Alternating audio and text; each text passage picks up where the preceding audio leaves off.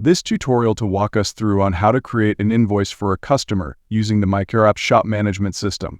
It's straightforward. Begin by navigating to Customers and selecting the customer for whom you'd like to create an invoice.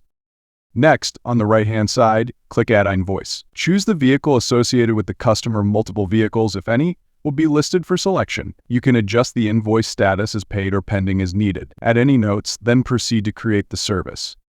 For example, let's say we're adding an oil change. Enter a description and select the category from the predefined options under Products. Categorization is crucial for efficient accounting and inventory management.